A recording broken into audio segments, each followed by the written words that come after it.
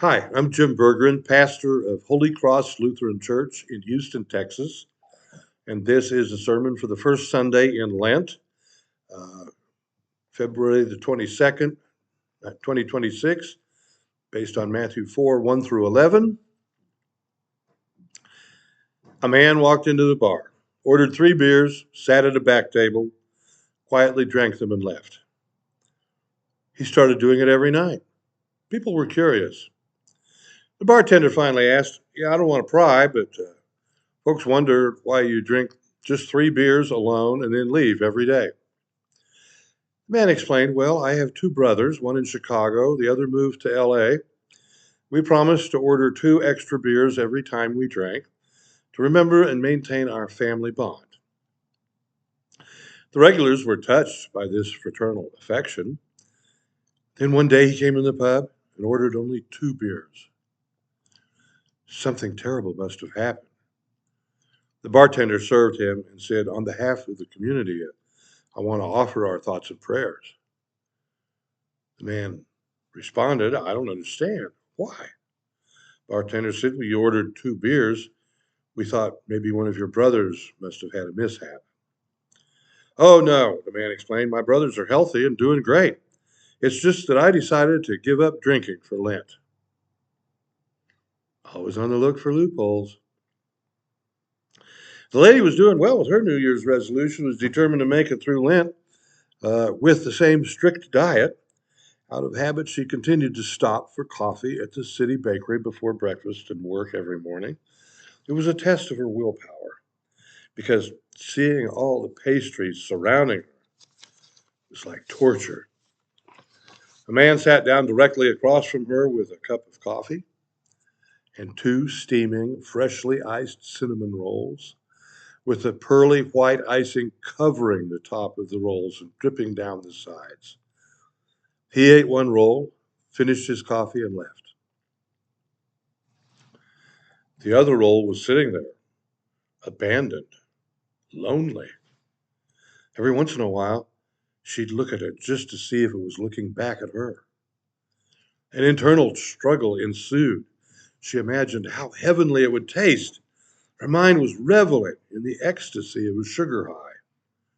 She was in a fevered argument with herself when she thought, "It's a worse sin to waste food like that than it is to eat it."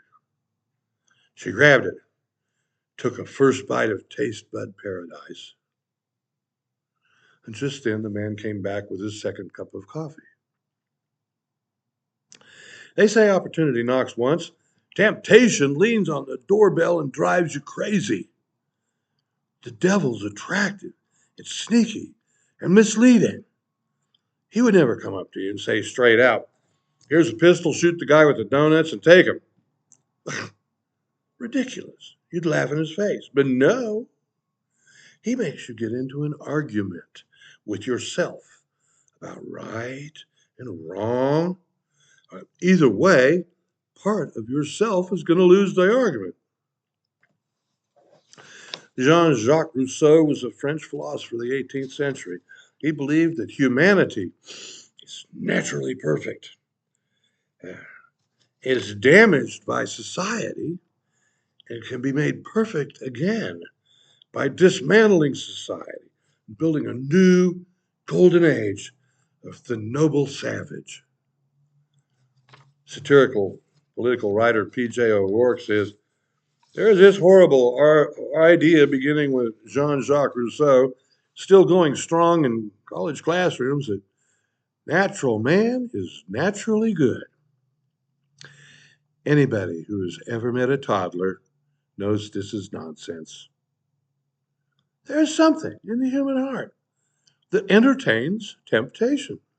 Besides our inclination to feel empathy and seek to help others, there is something in us that is all self centered, potentially self destructive. I mean, maybe that's why none of us actually made it out of public school without being assigned to read Lord of the Flies at least twice. One of our liturgical confessions from an older hymnal states, "We are by nature sinful and unclean, and we have sinned against thee in thought, word, and deed." Wherefore we flee for refuge to thine infinite mercy, seeking and imploring thy grace for the sake of our Lord Jesus Christ. Why? Because yes, Jesus was tempted, and we need his help. Every day I pray, lead us not in temptation. That's because I know I'm not as tough. I'm not as focused as Jesus. I'm not as tuned into God's will. He who is led by the Spirit into the wilderness to face temptation. We've been conditioned to think of temptation as a trap, a deadfall trap, an unavoidable condition with lethal outcome. Temptation is a gift. It is a continuing education opportunity. If you're tempted, you've just identified a weak spot, a place that needs patching or shoring up. Something surfaces in your mind. You want it. Perhaps it is that tasty pastry, or maybe just the cutie pie in the other office, or your drug of choice, or maybe the seductive gamble of easy money.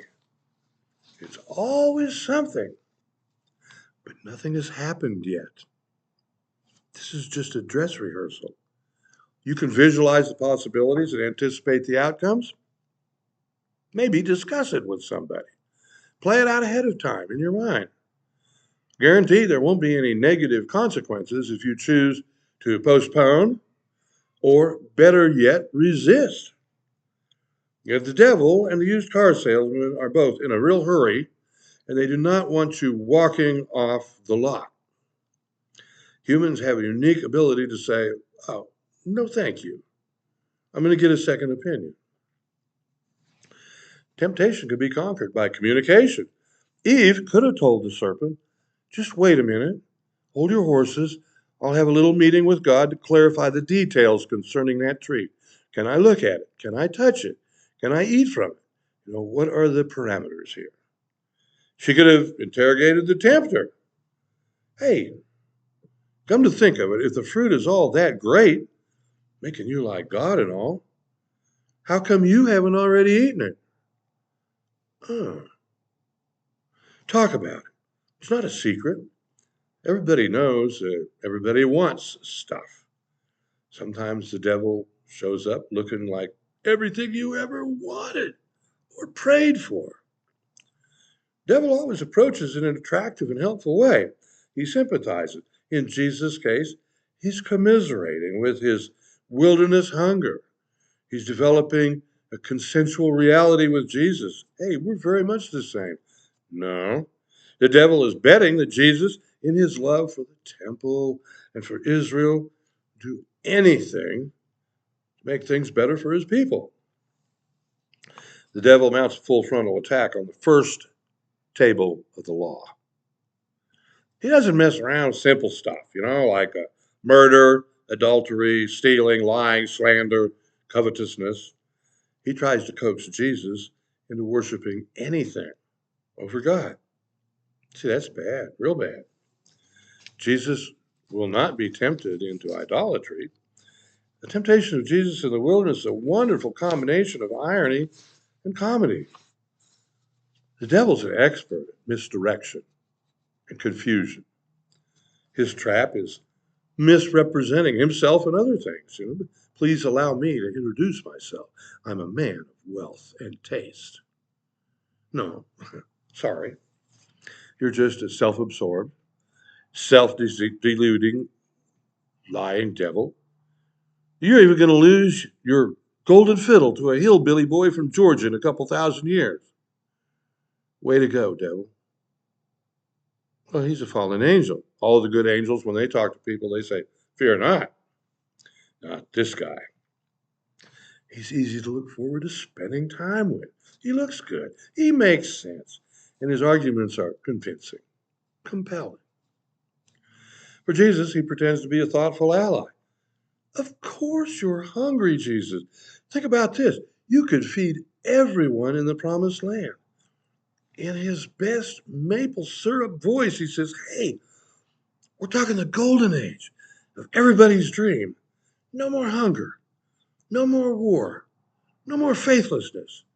A perfect society can start here today. Hey, partner, let's do it. It'd be a sin not to. But Jesus is being tempted to bypass history. Sorry, that's how God works in history. So the devil wants to edit God out. God reveals himself in history as it unfolds. God is there in Egypt. The Exodus forms the people of Israel in the harsh rigors of the wilderness. The devil wants Jesus to bypass history, bypass the cross, bypass nature, bypass reality. It's tempting. Even in my craven, sinful nature, I would be thinking about maybe starting with turning the devil into stone. Then you could make him into devil's food cake and feed it to the crows. Just for laughs. Temptation solved. Jesus kindly tries to do pastoral care for this poor, misguided saint who's almost reduced to whining. We need a new Moses with that munchable manna that you can always count on. Not that it's tasty, but you can count on it. We need that old perfect priest Melchizedek to purify religion, that high priest Messiah to control the hearts and minds and thinking of people and make them behave. We need a new conqueror like David to promote worldwide a system of perfection so that we can all enjoy just one unambiguous paradise monoculture, a golden age. You can count on the Reich stuff, Plato's Republic, the New World Order, the great transhumanist reset.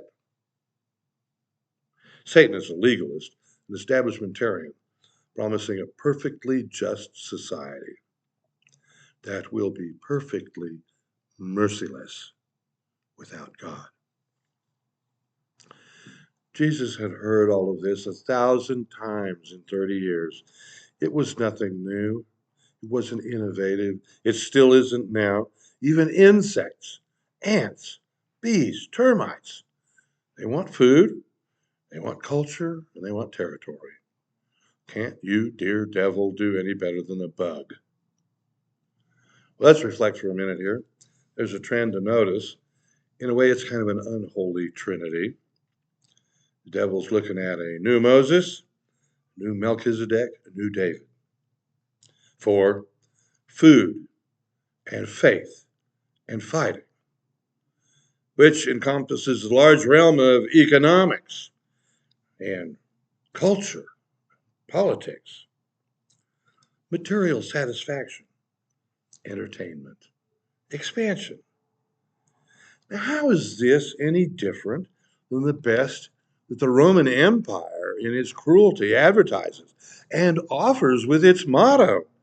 Bread, circuses, and legions. Join our club. Jesus' mission statement does not include a need to reiterate sinful human empire for the umpteenth time. And Jesus did all these things on his own terms, but in line with the will of God. He did a big feat or two. He made a scene at the temple. He did promote an expanding kingdom. 6 times in 4 Gospels, Jesus fed multitudes. The miracle is they were sworn enemy partisans who were invited to recline, sit down, eat together in unclean wilderness settings. It wasn't about the bread. It's about your baptismal call to share with those that you don't like or have identified as the enemy. Yeah, Jesus cleansed the temple, but not of sinners and maimed the unfit, the blind, the women, the crippled, the pagans, the unclean. Instead, he exposed the unbelieving, compromised, fraudulent, elite managerial CEOs.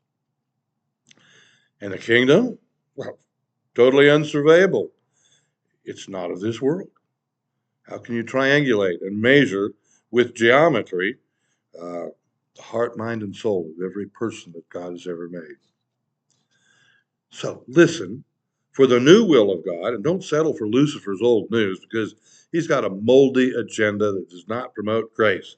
God's in charge, and you are not missing anything. You can't get conned by the devil or anyone else unless you think you are missing something. Check the things you really want, the solutions you crave. The devil will use them. Sometimes God doesn't open that door because what's behind it bites. We are the people of grace at work in Westview. We serve at a holy crossroad and wait breathlessly to hear his will. Amen.